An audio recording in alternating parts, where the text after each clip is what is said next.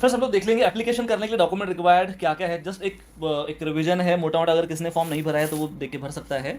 Okay and form front बहुत ही simple है, बहुत ऐसा कुछ कॉम्प्लिकेटेड नहीं है, बट कुछ इंपॉर्टेंट बातें जो आपको ध्यान रखनी है। स्कैन फोटोग्राफ आपको करना है, वो 200 KB के अंदर होनी चाहिए। साइज़ आपको पता है 4x6 का एक पासपोर्ट साइज और उसी का पोस्ट कार्ड साइज चाहिए। ओके और सिग्नेचर जो है 10 KB से 50 KB के बिटवीन में चाहिए। अब मैं आपको बता दूं, जो फोटोग्राफ है उसके ऊपर आपका नाम लिखा हुआ चाहिए। ओके और जिस वक्त आप उसको क्लिक करते हो उस दिन का डेट चाहिए। ओके लास्ट ईयर का नहीं चलेगा। फोटो पे जो है नाम और जब आपने वो फोटो बनाया है उसका होना बहुत ज़्यादा ज़रूरी है। ओके वो डेट होना ज़रूरी है, तो उस दिन का आपको उसमें डेट डालना है।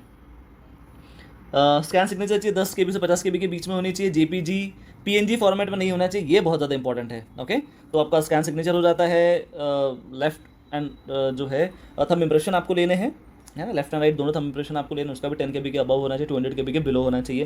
कैटेगरी सर्टिफिकेट, अगर कोई SC ST कैटेगरी का है तो जो उनके पास सर्टिफिकेट है वो सर्टिफिकेट वैलिड होता है।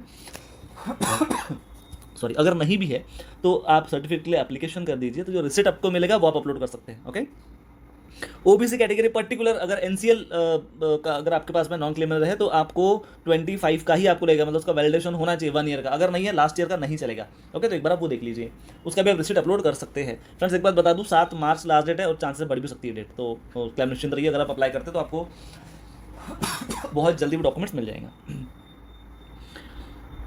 10th passing certificate and marksheet.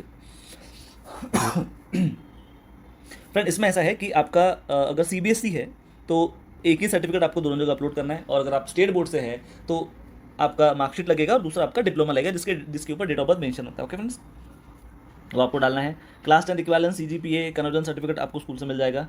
And identity proof पे आप आधार नंबर आप डाल सकते हैं। ओके एड्रेस प्रूफ में भी आपको जो है आपको अपना आधार आप अपलोड कर सकते हो, वो भी आपको 50 to 200 KB के बिटवीन ही चाहिए।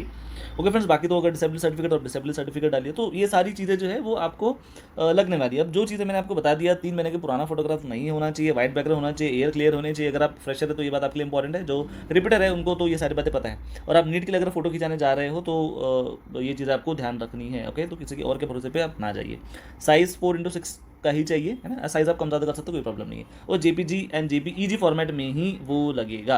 ओके फ्रेंड्स होप आपको ये सारी चीज़ें क्लियर हो चुकी है ना। तो बहुत अच्छे से आप फॉर्म भरिए, कोई भी इसमें मिस्टेक आपको नहीं करना है। इस बार पेपर कोई टफ नहीं है, पेपर इजी ही मॉडरेट टू लेवल पे ही रहता है ना। एंड इंपॉर्टेंट चीज़ ये, अगर आपको मिस्टेक करते हो एप्लीकेशन में तो आपको करेक्शन विंडो एक मिलने वाली है, उसका समय आपको मिल रहा है, उस समय पे आप अपना करेक्शन कर सकते हैं, जिसमें बहुत ज़्यादा चीज़ें चेंज नहीं कर सकते, इतना बस आपको ध्यान में रखना है। फ्रेंड किसी भी चीज़ का अगर आपको डाउट है, थंब इंप्रेशन इस तरह से होने चाहिए, ये आप देख सकते हो।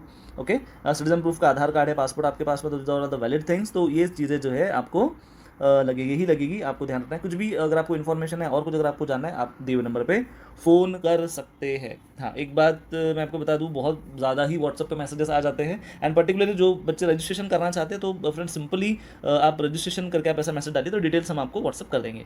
ओके फ्रेंड्स तो ऑल द बेस्ट। ये फर्स्ट स्टेप है आपका एप्लीकेशन फिल आउट होने के बाद में आपको पढ़ाई बहुत अच्छे तरीके से करनी है। ओके तो कैजुअल नहीं लेना है। Okay so thank you very much.